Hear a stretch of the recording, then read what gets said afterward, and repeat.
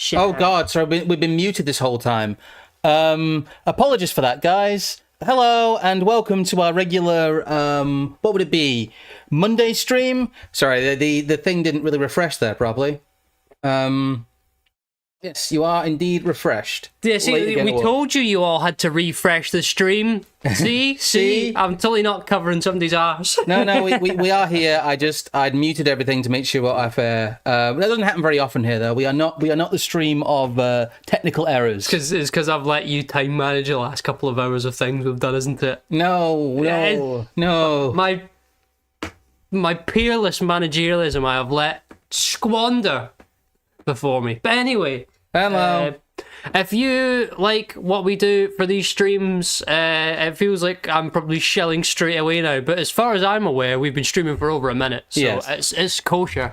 Yes. If you like these streams and you wish to support this and some of the other stuff we are doing and might plan on doing in future, you can do so either directly via the Ko-Fi, which is linked in the chat.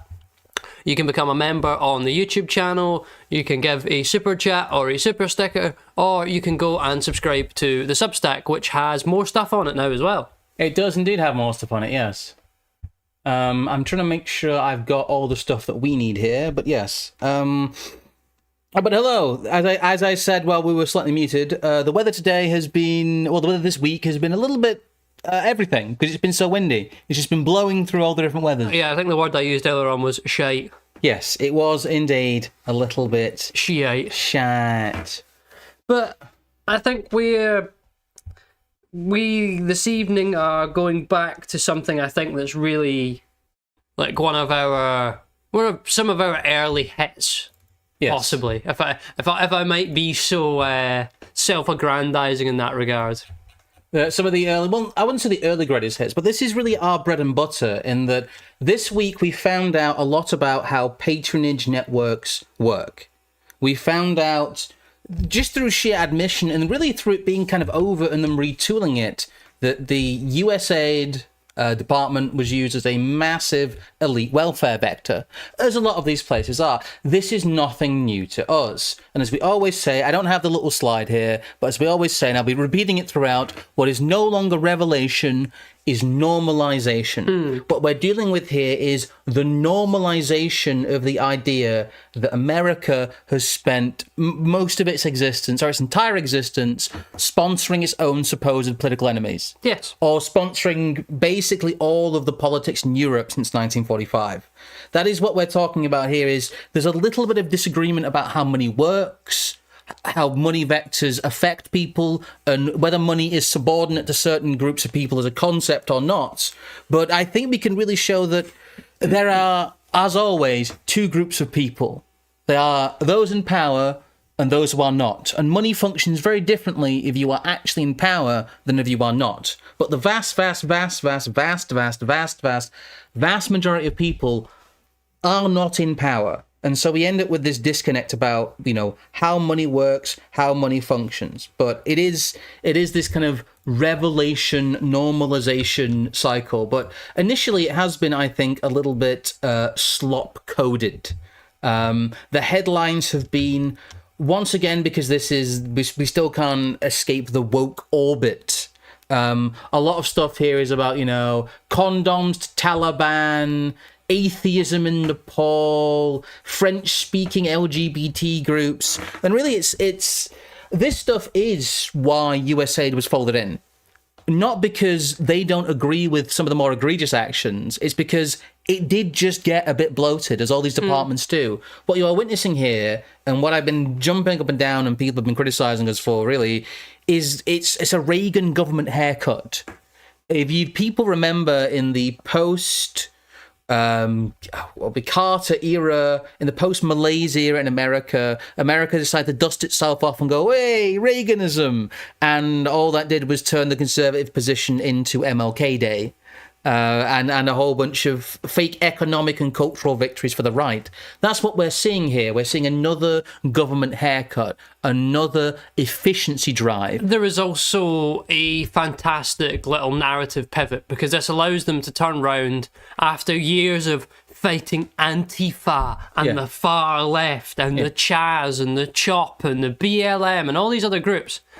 And what they've gone out, or what they've done is they've gone out and said, actually, we funded all of this stuff. Yes. This isn't an organic conflict between citizen pressure groups. No, this is Putin's Russia. This is hyper-normalization. This is playing every part of the frame against themselves so that you can control all of it. Oh, it's also tiresome because this is like keep calm, remember your training stuff. But what it does show you is that patronage is very important. But money does hold quite a high degree of power to basically all subordinate power centers. Unless you can actually influence monetary policy, you are bound by quote unquote money being real, because money is very real to you in that case.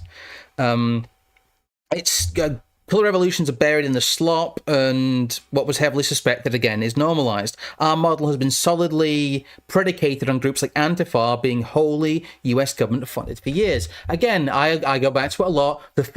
Here's the video version of it, but the first piece I did for the anti-politics Substack, which is now a lot more active, by the way, I said it would be. We've got our official video reserve will now be on the anti-politics Substack, because it's not BitChute, is it? Good Lord. Odyssey. Rumble, Odyssey, BitChute, all of those are useless, in my opinion. So we're just going to put the videos on Substack going forward as our official backup, as well as a whole bunch of other stuff. So yes, if you happen to miss our too illicit and too hot for YouTube crayon drawing stream, which you put quite a lot of work into the resources for, you can go and find that there.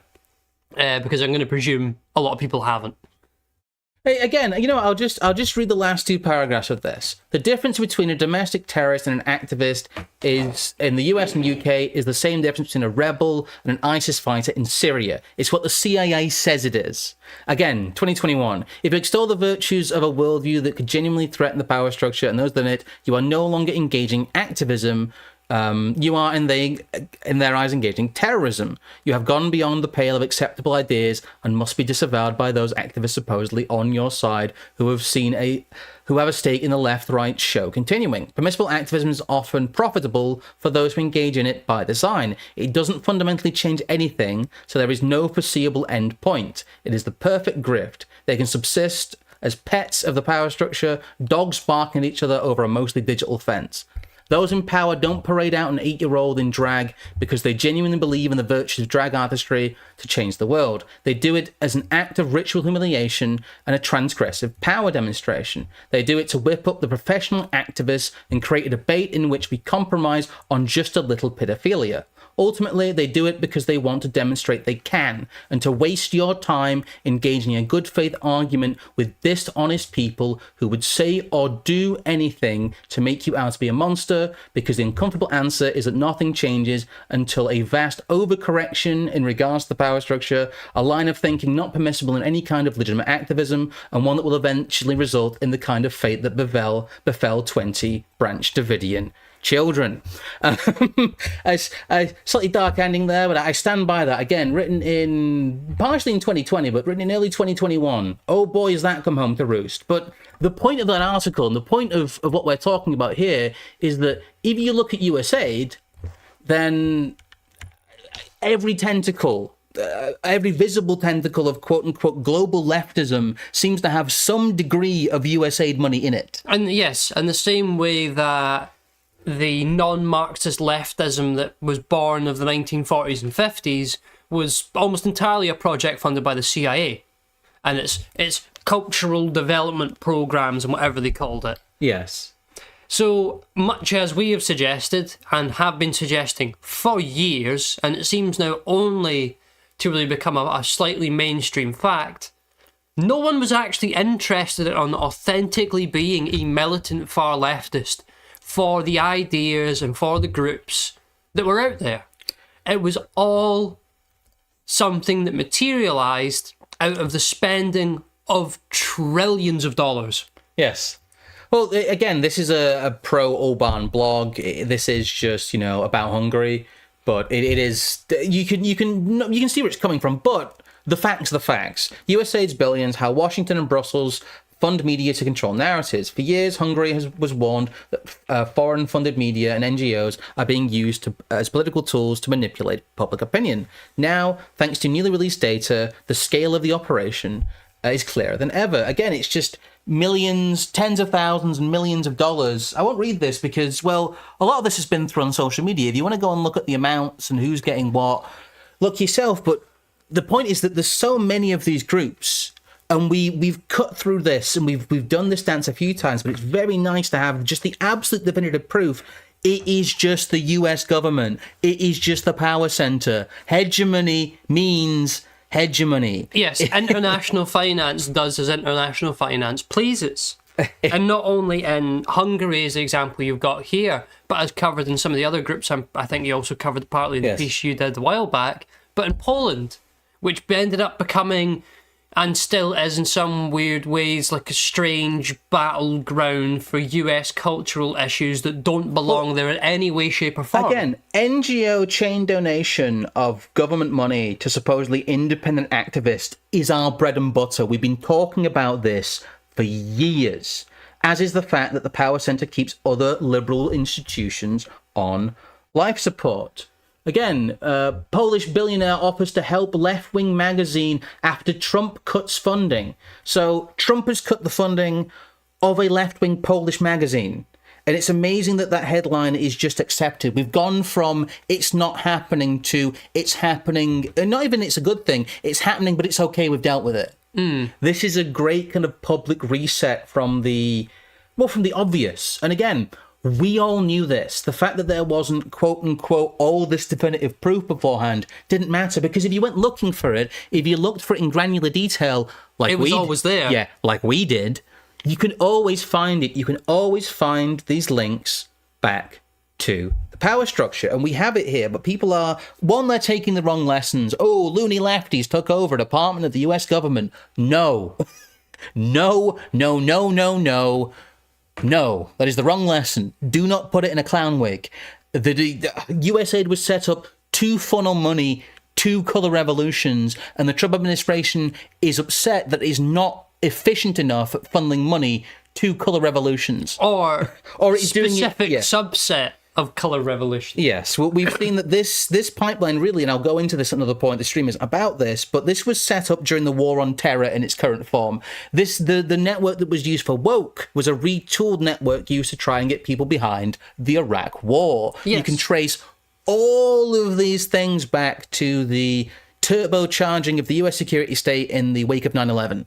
It's very, very, very, very obvious. And we've covered multiple examples of this. I think you've got one here from quite relatively recently. Yeah, this is our infinite containment stream, but we talked about here they are, which was the Progressive Victory. Yes, which was a DNC pact that went out explicitly with the process of giving money to the bread online tubers, politics people, yes, the crumb tubers, whoever you want to define them as, with the explicit purpose of getting them to talk about ideas, talking points, yes, anything that they thought it was relevant to stick in the frame. And this is why you have Brianna Wu shaking hands with Konstantin Kisin talking about Israel, which is the only true reason that matters. Yeah, and it's also why you have people as, you know, as close to our little sphere here as like the weird remnants of the skeptic community taking DNC money. The money goes all the way down. It comes directly from the top, it filters through, and it ends up at ground level. I don't know, do we want to put up the little thing here just to give people an idea?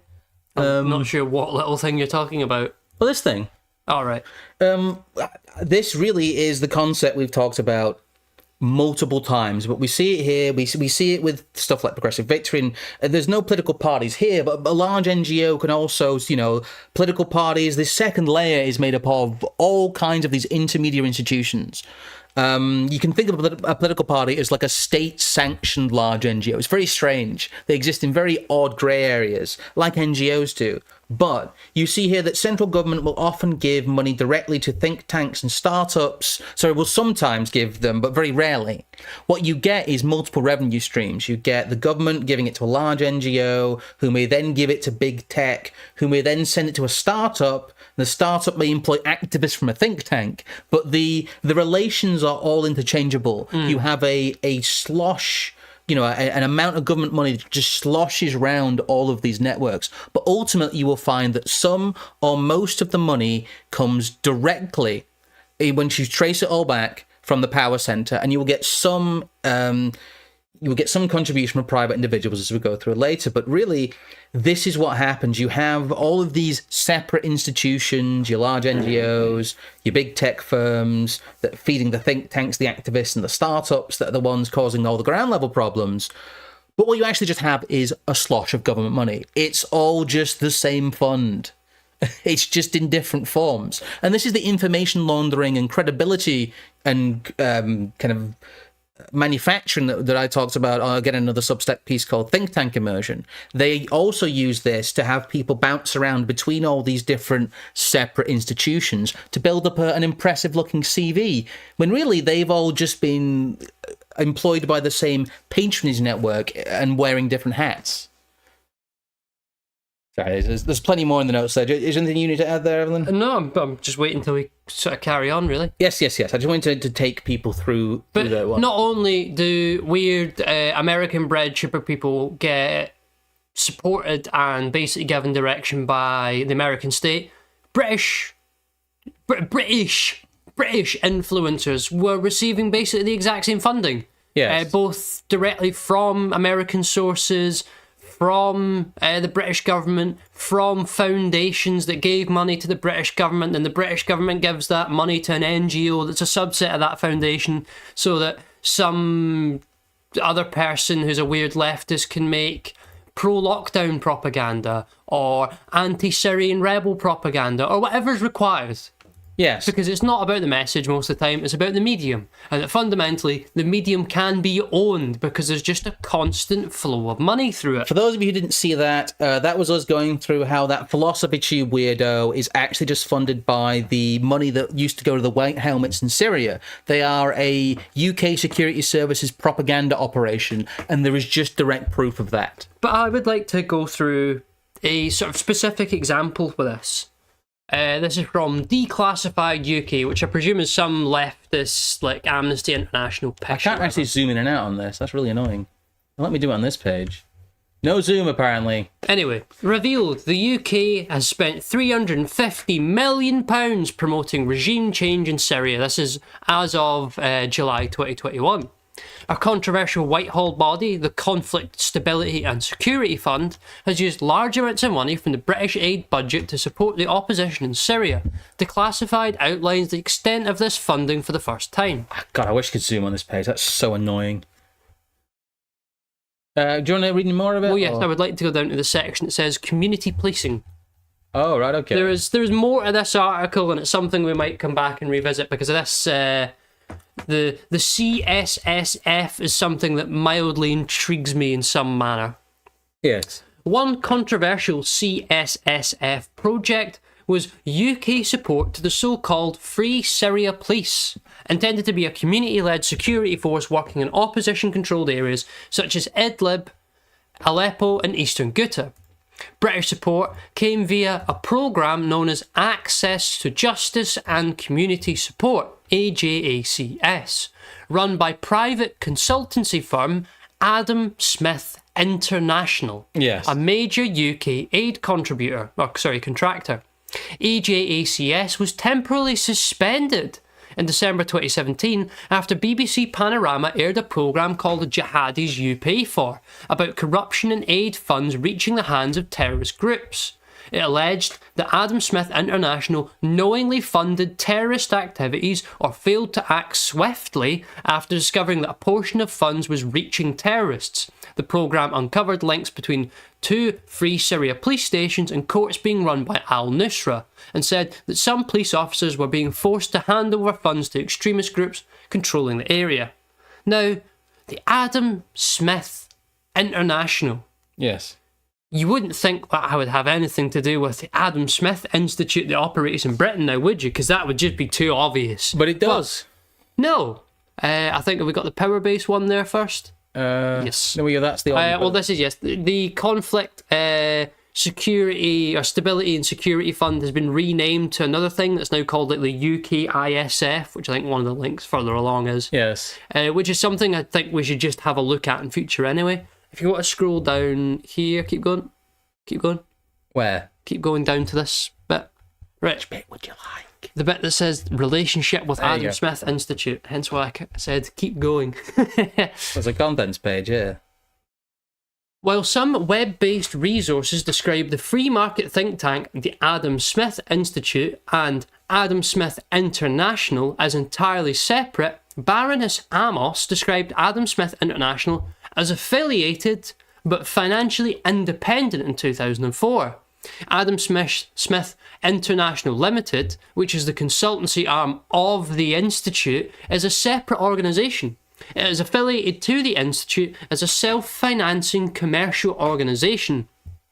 Amos's attempt at clarification came in answer to a question to the government in the House of Lords from Baroness Northover as to what criteria they considered before giving the Adam Smith Institute $7.6 million in aid money last year for consultancy work. Amos defended the grant as follows. The Department for International Development awarded 3 contracts to the Adam Smith Institute worth a total of $7.7 million in the past financial year.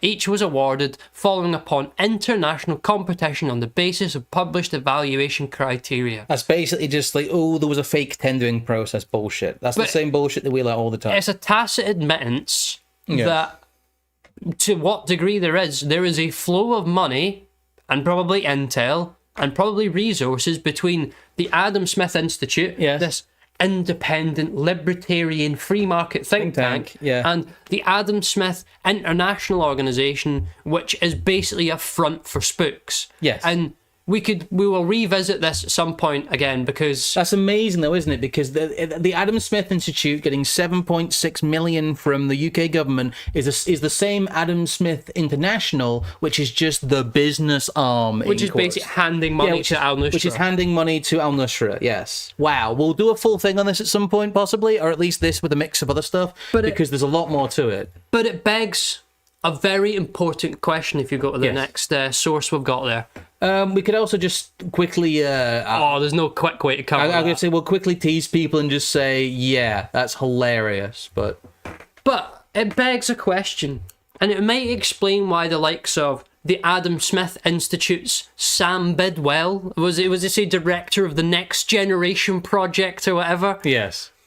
Why he's inflaming counter-jihad and completely being absorbed in that narrative. I mean, this is just his article from today for CapEx, which is part of the same Tory money that the Adam Smith Institute is from. Sam Bidwell is just paid by the UK government, the Tory party, and the UK security state to support the Adam Smith Institute, which is partnered with the Adam Smith, Limited, which just goes out and promotes endless war. Yeah, and then here's the Adam Smith International, advertising their international projects for climate change and disaster risk reduction advisors, and the advisor for safeguarding one there for the Syrian Arab Republic is like a giant feminist fucking progressive thing. Yeah. There's USAID related ones on here about 5-year education programs in Pakistan.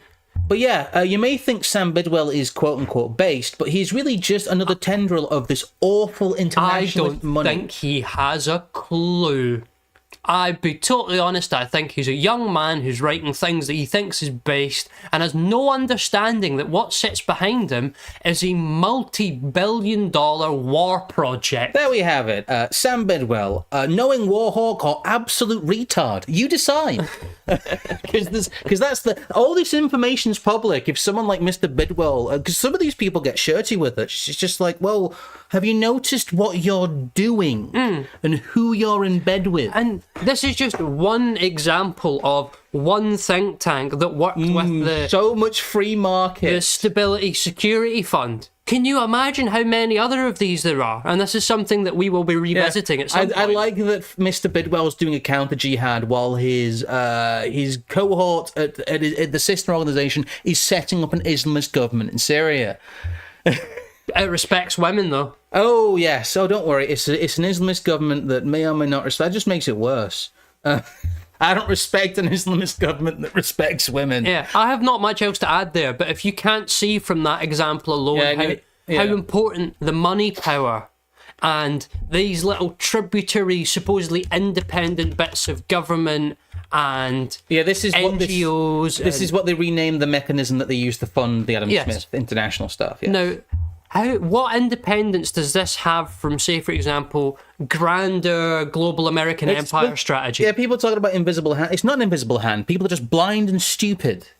keep going. But no, I don't know what else you could really show to people to demonstrate that money is one of the, if not the, supreme decisionary element in managerial statecraft. Yes. It seems to be the factor and the element that leads to so many people who otherwise consider themselves rebels of part of some rival class to rescind that status and turn round and worship our modern day elites. That always comes as a consequence of someone being given money that they otherwise didn't have before. I mean, a lot of people will even do it for free.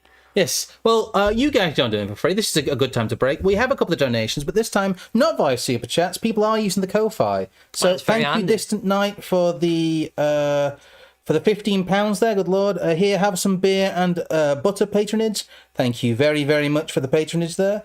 And also for one from Sam153, sickening to realise how deep it goes there. And thank you for the £12. So yes, thank you guys for keeping us in patronage. Yes. Or at least somewhat. But it does help, guys, it does. Fundamentally, we can see that there are dozens of different mechanisms and hundreds of tributary organisations that employ millions of people to fundamentally hide one key fact.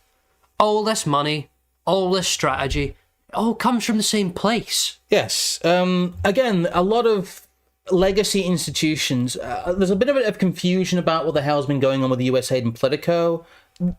It's actually, in many ways, it's worse than people think. This isn't the government going out being corrupt and handing out large amounts of money to a legacy organization. This is the fact that the government is just, or the US government is just tied to all these legacy organizations. They are one and the same. It is normal procedure for the entire federal government to have a Politico subscription.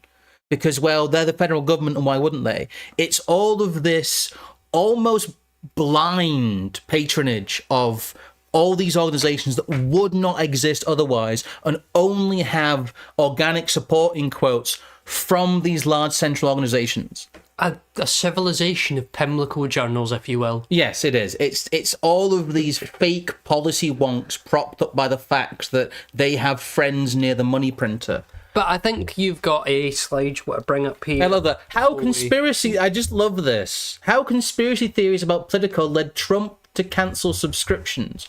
Less than 24 hours after misleading and false claims about the politics and policy-focused Politico news outlets started circulating on social media, the White House press secretary promised action by the next day. The federal agency in charge of contracts to pull government subscriptions to political services, as well as some other media outlets, including Axios. It's funny, it's just like government lies about paying Politico and then decides no longer to pay Politico. Yeah. On Tuesday, Semaphore reported that Politico had trouble with its payroll system, with an hour's pro-Trump influencers started speculating and asserting that... That's the part that's not true. That's the slop part. And that's how they slop check at everything.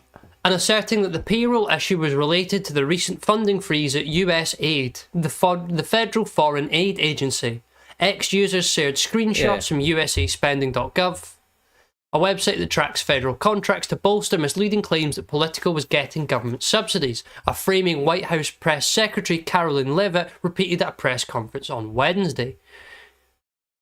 So your assertion here is that there was already a fundamental relationship that probably exists outside of USAID. Yeah, across the federal government, subscriptions for political services totaled more than 8 million last year. So that's in 1 year. Media organizations aren't that expensive to run. 8 million in a single year for even a large news organization is quite a lot of money. It's just this is the background spending the US government does on its patron institutions. That was not part of some USAID cash grab. That is just normal US government waste that empowers these people. And I'm trying to structure actually a freedom of information request to the UK government to figure out how much they spend on like Telegraph and Times subscriptions. But we'll see on that.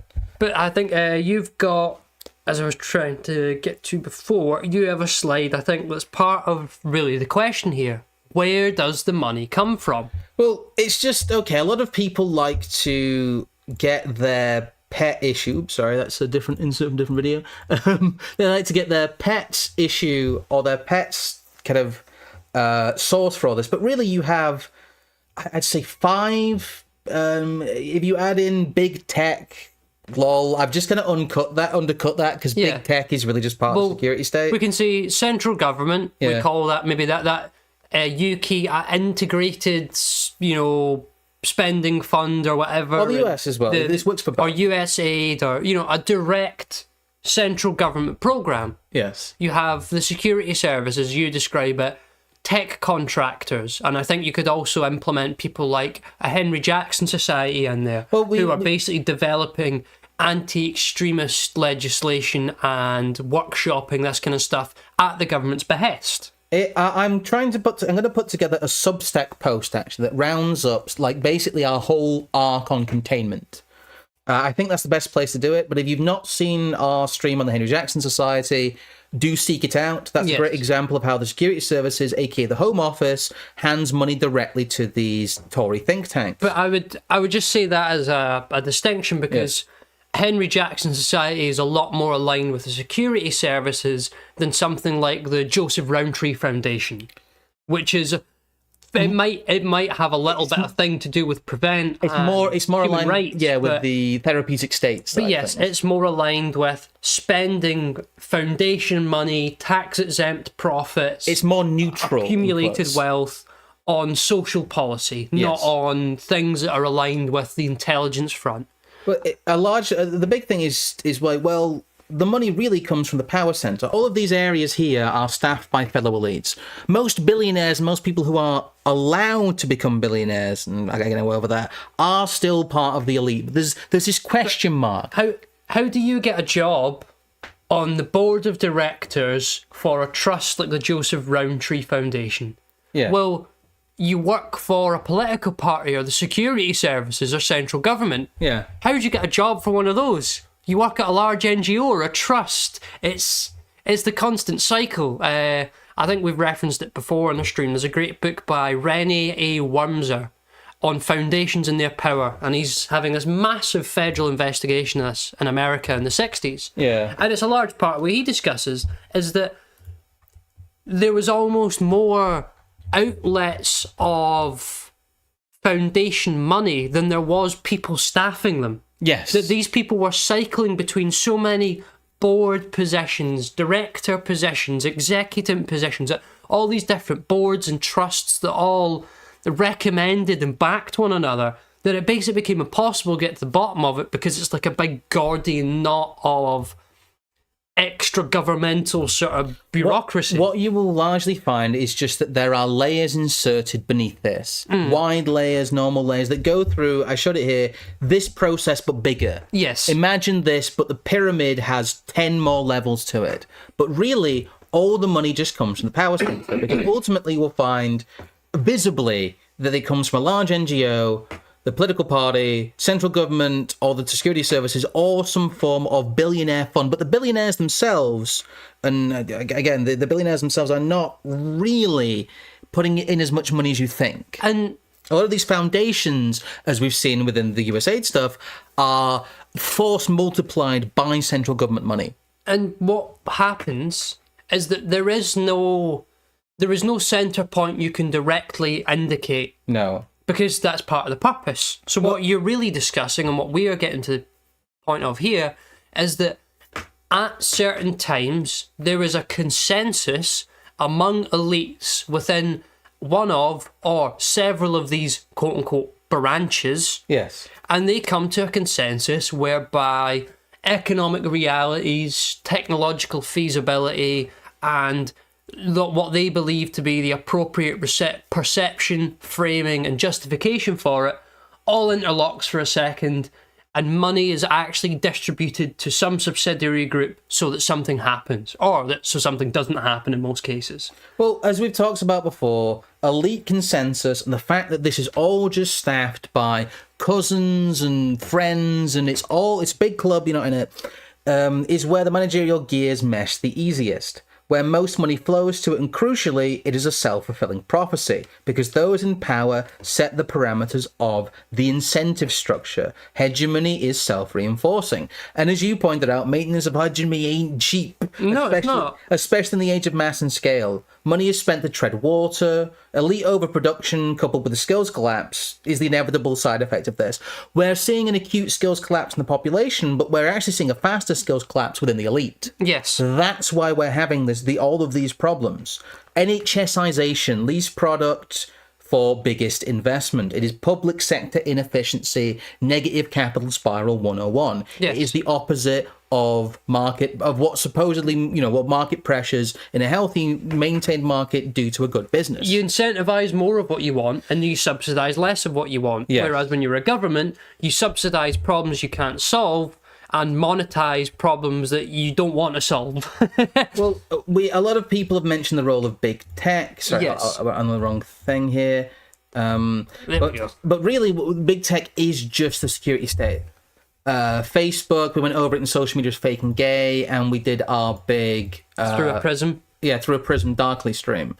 Both of these are complementary. Both, I'd consider the Prism stream a sequel to this, but Facebook, Google, Twitter, now X, all of these different companies, Microsoft, Amazon, exist at the behest of the security state and exist for the purposes of the security state. You think I got this job because I'm fat and jolly? And that really what people need to come to terms with is that when you're on X collecting Elon bucks for posting, you are actually just being paid by the fucking CIA. We have had it confirmed to us, at least to the extent that we can find out, that even within the British state, there are mechanisms for the intelligence services and their cronies that they hire to run around and use little tools to mark accounts and posts and themselves for a preferential rate. I will go on record and say that I have seen directly screenshots of coordination with people associated with outfits that are that advise the UK government, all of these different places, basically containment people that we talk about. I don't want to name too many names, but I've seen first-hand evidence that these people have contacts at Twitter and directly talk about, one, boosting accounts, and two, boosting revenue. That's why you see this great inequality in the Twitter bucks. If somebody is making fat stacks on Twitter, that money is coming from the security services. I don't know how much clearer to make it. All of the collusion, the DHS leaks, the former Twitter files and all that, all of this shows that there's a hand-in-glove relationship between the security services and what is represented as big tech. And I'm not going to relist them because these two videos have so many examples of that in. But yes, if there's a politics person who's making a decent living from posting on Twitter, they are not being paid by Twitter. They are effectively being paid by the security services. Yeah, that's how patronage works. Tell you what, if I can quickly steal my own tweet for the stream for a second. Where is it? From earlier on today. Yeah, Elon RT'd me means your dangerous talking points can be safely co-opted by an intelligence, finance and media complex which by no means has your interests at heart. Unless you are one of them, in which case feel free to swear fealty to today's elites. Well, all of these different arms, these NGOs, these friendly billionaires, political parties, think tanks, all the low-level stuff, the activists, they all come together to make it look like different people and different institutions have different sources of revenue and legitimacy, but it all comes ultimately from the power center. They are funded and legitimized by it, and that's how you create the illusion of the separation of powers, in quotes. And there's this illusion in everyday life as well. There's this idea that there's the ebb and flow, and the political situation is governed by all of these different factors and people, but really a small group of people set the agenda and everyone else follows. Yes. The billionaires have a degree of autonomy and investment, but their power is chicken and egg. Is someone connected because they're a billionaire, or are they a billionaire because they're well connected? We think of money in an old world sense, but post 1945, fiat money is a policy tool. But that's only at the very apex. Money matters because elites can simply buy non-elites and minor elites cheaply. The money printer can make you so comically rich compared to any other vector, it's almost foolish to try anything. Most of these billionaire NGO projects involve institutional and government funding, acting as force multipliers, as I said earlier. The billionaires follow the lead of the money printer. Anything specific you want to go over in this Bezos one here, other than the fact that this is textbook multi-billion-dollar organization funds its own little enemies? Yes. The Age of Extinction is supported by The Guardian. This is really like the sock puppet fight. This is pro and not quite so pro climate change groups having a sock puppet argument in the media and using billionaires as the talking point. It is so fake that really I don't want to go over this because I want to talk about... Do you want me to go on to the next bit then here? Oh, yeah. Do you want to... Pandemic billionaires show the fastest way to get super rich is to interface with managerial governments with emergency powers and rapidly expedited and printed money. Money is subordinate ultimately to power, but money magic is still the lifeblood of the managerial system. The modern state has full control over money, so it can make the moneyed interest as powerful as they feel comfortable. Because as we know from economics, yes, money is not neutral. No. Neither is it politically neutral. No. The state sets the boundaries, the hard edges of the container, and the merchant class enthusiastically contort themselves to fit into it. Musk, who we see incessant sycophancy for, is a subsidised sponge. His business since PayPal have been attached to the money printer. He's nothing but the physical manifestation of a concerted effort by financial, intelligence and media elites to control political conversations, and even more so online. Well, now it comes to the ultimate question. The pertinent question. How important is money power? There's... AA says his original octopus was really a refutation of some of the money doesn't matter as much stuff that Moldbug talks about, at least money in the abstract, which I think there's some confusion there. He does talk about patronage. But what Moldbug was attempting to do... Basically this, which I just found very funny. But what he was attempting to do was to suggest that money was not the definitive element, and that in... a subset of examples, universities or the New York Times... Yes, but they all need money. Well, we of course know this, but what he was attempting to do was suggest that some of these institutions are there as stop gaps to check and yes and no on these things, which I would actually, in some regards, say is probably true, but... the people that are the backstops in these organisations are normally the people who are closest to and operating on the behalf of the money power. Yes. And that is the decisive element. Money is what greases the wheels of this awful fucking managerial thing. This is the model that AA came up with, but he's kind of been like, well... he's just scrapped it and gone, it's all the US government. It's important to understand this because this is the way that there is an appearance of secondary power centres, when really there is not.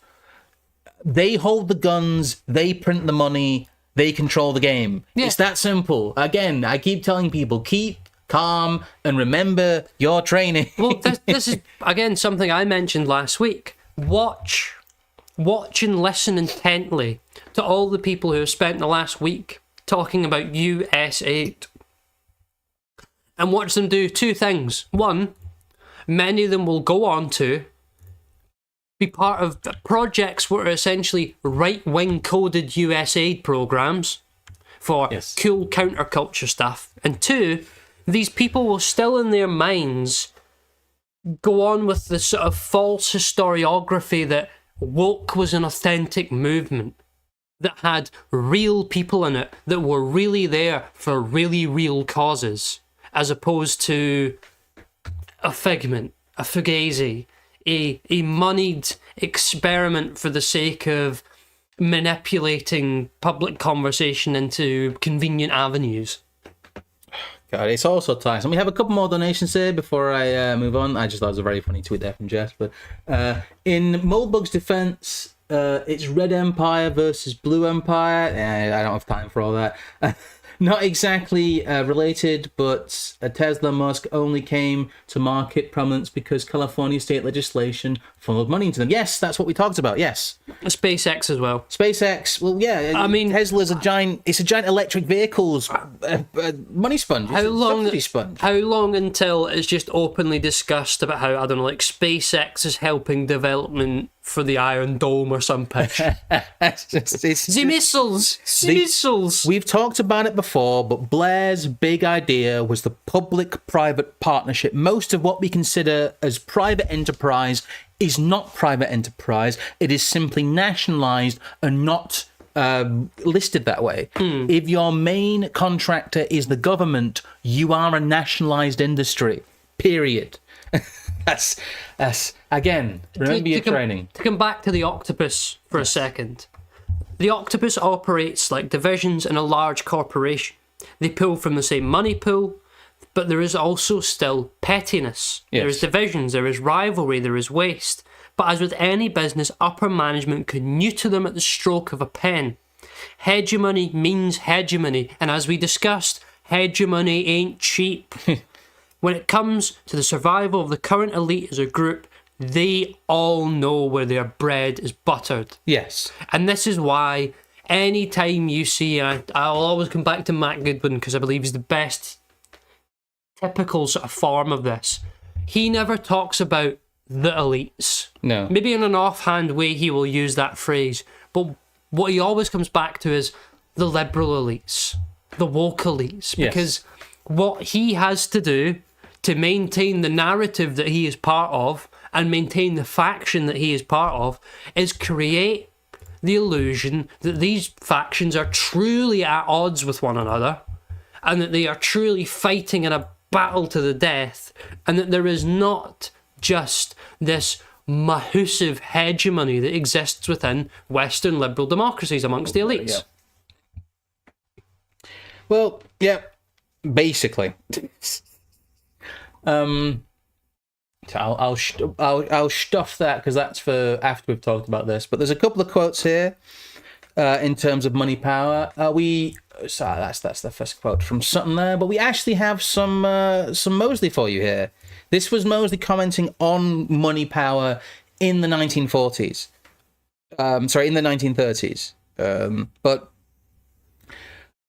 as you probably learned from the democratization series, it is the fusion of money power and political power completely that created the post-war managerial state. But to quote, this is from Tomorrow We Live. I believe this is page 4. It's just a PDF version we've got. So it may be page 4 on whatever you're using. But in recent years, the trifling measures which have struggled through parliamentary obstruction have been insignificant in their effect on the lives of people by comparison with the immense exercise of money power. Decisions of movements of international finance on Wall Street and its sub-branch in the City of London may send prices soaring to create a speculator's paradise at the expense of real wages of the people, or may send prices crashing to throw millions into unemployment as the aftermath of some gigantic gamble. In terms of the things that really matters to the people, such as real wages, employment, the hours of labour, food prices, and the simple ability to pay the rent, finance under the present system can affect the lives of the mass of people more closely and more terribly in the decision of one afternoon than can Parliament,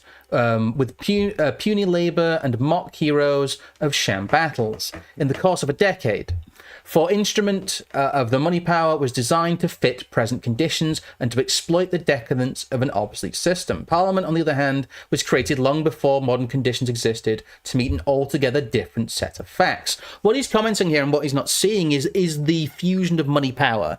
It is the idea that, as he talks about the city of London is affected by Wall Street, well, Wall Street is really just an instrument of the Fed. Well, I think more this is directly commenting on him recognising, and also the people he would have known in Parliament recognising that they were powerless to international capital as a mechanism. Yes, the parliamentary democracy as it was set up would be subsumed by international finance if it was backed hard enough. So Parliament better set its sights on facilitating what international capital wants, rather than facilitating what it wants. Yes, exactly. And another great example of the money power, and this is from Anthony C. Sutton's The War on Gold, yes. which is a great book. A very good book, yes. Let me make sure it's not cut off at here at all. There we go. And this is one I think is almost perfect for what we're discussing here, really. Yes. The Carnegie Endowment and the War on Gold. In 1965, the tax-exempt Carnegie Endowment for International Peace, An early NGO, ostensibly studying ways to end black persecution in South Africa, published a study detailing how a United Nations attack could be made on South Africa. The report quoted military calculations, including the number of troops required for the attack, 93,000, the air power required, 3,000 flying hours, and the estimated casualties expected, 18,900 to 37,800, with the added comment that a percentage of these personnel would be returned to duty. We can put to one side the obviously gross underestimates by the presumably amateur generals at the Carnegie Endowment. More pertinently, so let me get this. How does a tax-exempt peace foundation get tangled up in promoting wars on the world's largest producer of gold? The 1965 Carnegie report, with its shrill accusations recommending aggression against South Africa, was signed by Joseph E. Johnson, president of the then foundation. Johnson is less well known for other positions he holds: Honorary Secretary General for the United States for the Bilderberger meetings, Prince Bernhard of the Netherlands of Lockheed Payoff fame as chairman of the Bilderberger Group. The Bilderberger Group, supposedly dedicated to strengthening Western ideals, is in practice in the forefront of creating a collectivist one world new order. Such a new world order would of course be under US, that is, Wall Street dominance. In other words, it would be the same dollar imperialism that is at the root of the war on gold. Yeah. In brief, and this is the important part, Yes. the Carnegie Endowment is an integral part of the US establishment. In many ways, it is closer to the centre of policy making than the Washington bureaucrats. The Carnegie the Carnegie Endowment has a vested interest in promoting dollar imperialism. Why not a collective attack on the Soviet Union, where Jews and political dissidents are most persecuted than any black labourer in South Africa? Why was no voice raised by the endowment against South Africa in World War II, or Korea, when petty apartheid was more rigid than today? Why is there no recognition of the significant changes that have occurred in South Africa? And as he says it here, they had a strategic interest in shutting down South African gold production. Yes. And instead of it being like the Rand Corporation or some other direct security or military think tank or any body of government, no, it was the private trust fund, the Carnegie Endowment, Yes. that was coming up with plans to use, 93,000 troops and hosting a land invasion of South Africa, all by itself. Thank you for the extra $5 there, Belfast Knight. We will not redeem. We will not redeem. Don't worry. It's just like, oh, god damn it, I wish those would stop coming up. The entire economy of Northern Virginia and Arlington is reliant on this. Very funny. But the point to be made here, and the point that links in with, well, more contemporary events, is that international finance fused fully with the US global government post-1945. There is no rival castle of financiers anymore. There is the global financial system, in quotes, and there are independent nations attacked at all times by the global financial system. The illusion of separation of powers falls away when it is time for the global financial system to punish Russia, for example. Here's an article from The Conversation. Vladimir Putin's gold strategy explained why sanctions against Russia failed. He effectively learned from what happened to Rhodesia and South Africa, and he went, absolutely not. And a large part of that was because Russia is able to extract its own and raise, gold from its partners on the international markets. Sanctions against Russia were strategic, blah, blah, blah, but one, you can't fight an energy producer of this size. Everyone just wants their energy. And two, well, if you go back to a gold-backed currency, there's nothing the international order can do to you. That's why the ruble didn't collapse. That's why the Russian economy, by their official figures, is growing faster than the UK economy by our official figures. Oh, well, hopefully the tariffs we get put on us do us favours then, eh? There's a whole other realm of slop that I can't even be arsed to wade into. But really, Vladimir Putin was able to bypass the money magic of the international order by invoking one of their big weaknesses. Gold. Weak to gold. And at the same time, as you're describing it, America is getting a sort of Reaganite haircut. The US government might shrink from a $10 trillion entity into a $9.5 trillion entity. Wow. But the whole Ron Paul quaking in his boots. How does that get rid of this? Like, how do you... This process still hasn't been disrupted. The Hydra has so many heads that the celebration of the... Not even the removal, the folding in of one of them to the State Department, because that's where USAID's going. And even that maneuver, even this, twiddling of the knobs is subject to endless legal wrangling. I'll tell you what's going to happen. All of this stuff that already exists will be transparently repurposed for the sake of promoting freedom and democracy. Yes. In the Western world and the Third World and wherever else. But because it'll be based and right-wing coded and Jew-friendly, because with Jews you win. Yes. Don't never forget that. Jews rock, guys. Jews equal and big letters win. Can we get some Jews rock? Jews rock. Woo, we love Jews. Can we get some Jews rock in the chat, guys? Not only will this not stop, this will get worse. Of course. No one wanted to be involved in lefty cultural projects that existed in the basements of universities where they had ethical, multiracial raves for people who suffer synesthesia or whatever. Let's not... But when that money, that momentum, that structure is organised towards things that are more culturally acceptable, are more common sense in it. Yes. And basically everything will be GB News now. Well, everything will be fucking GB News. It will no longer be 150 million to the Hungarian opposition. It will be 150 million to fight anti-Semitism in Hungary.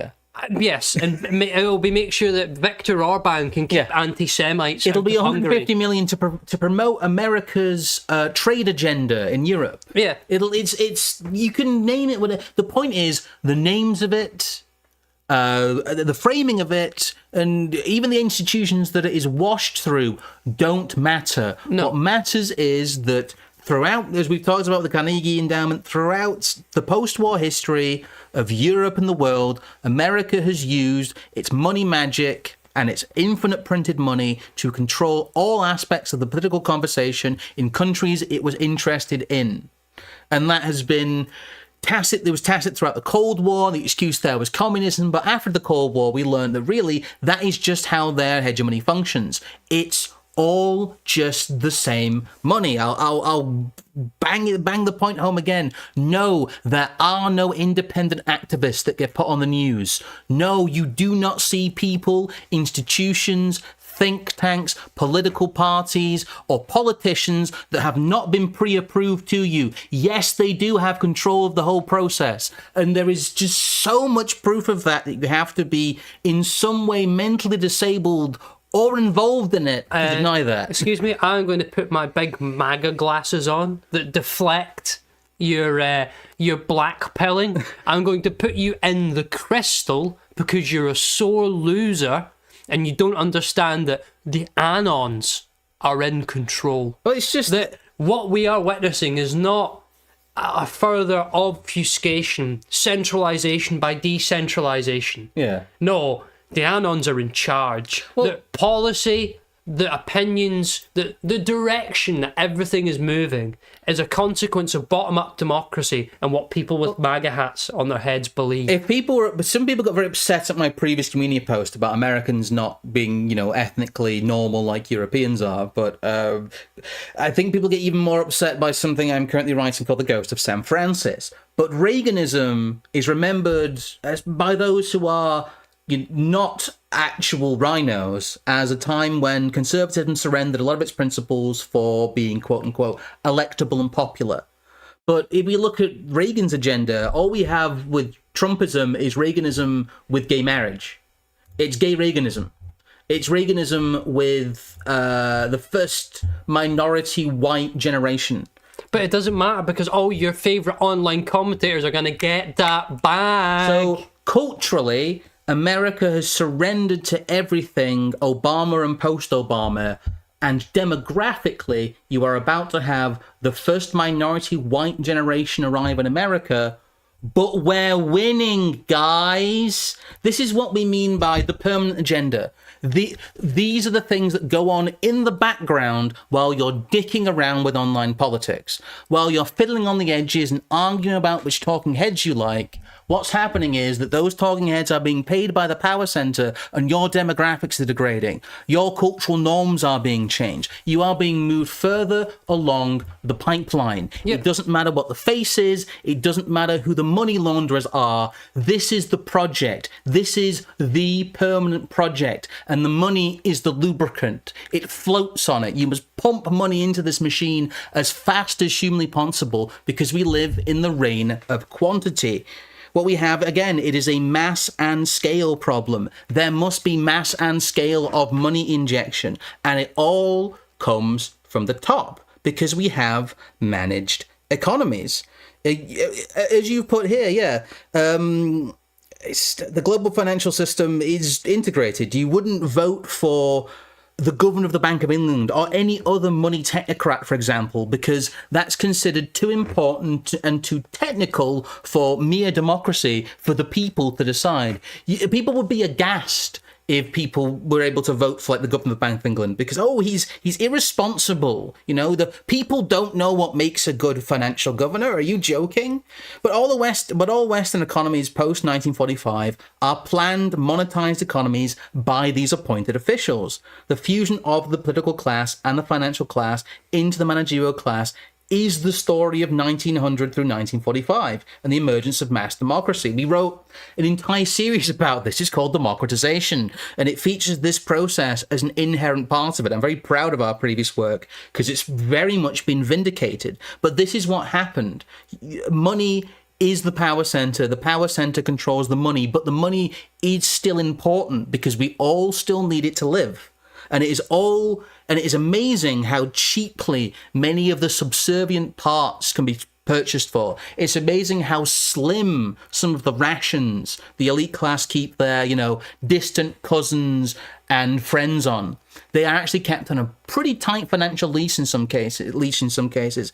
But when you get someone who's close enough, they're just given infinite money. It's this divide between these hungry people kept questing and these overfed bureaucrats who have infinite reach. But I don't want to depress people, but this is the reality. Like, how is Trumpism going to stop this? Well, no. I would even go sort of.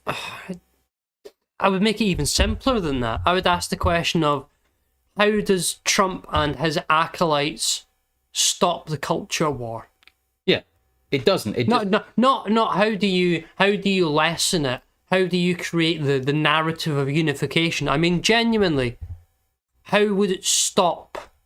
How would they actually be willing to shut down on both sides the agitation, the militating, the genuinely just riling people up over issues that affect sometimes handfuls of people in an entire country? Yes. And it becomes the subject of the day. It becomes what the newspapers are about and what you read about and what you talk about at work and whatever else. He's not going to stop that, is he? And this is fundamentally the problem we are talking about.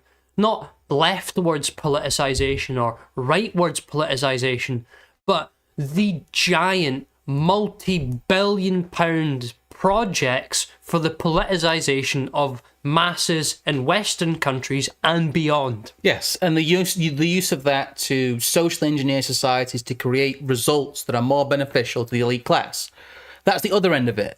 It's you are being evolved into more manageable livestock through this method. You will be sexless and raceless. You will be an interchangeable economic unit, and that is the point. But MAGA is fully on board with that. They just want it to be painted their colour. Oh, as long as it's cheap. Yeah, it's like they would like it to be done more efficiently and have an American flag painted on it, and that's really about it. I don't think we have much else to cover there. I'm going to double check. We're not going to do donations. Thank you to everybody who's donated. Apologies for the slight tech snafu at the beginning, but I think we lost about 30 seconds anyway. It was just going head blow. So head blow. There's some extra ones for those who missed them. Some extra head blows there. Apart from that, all I can say is thank you all for coming. Do have a good rest of your evening, and we will speak to you again at some point, eh? Good night. Good night. Oh, I bet there's cool outro music going on just now.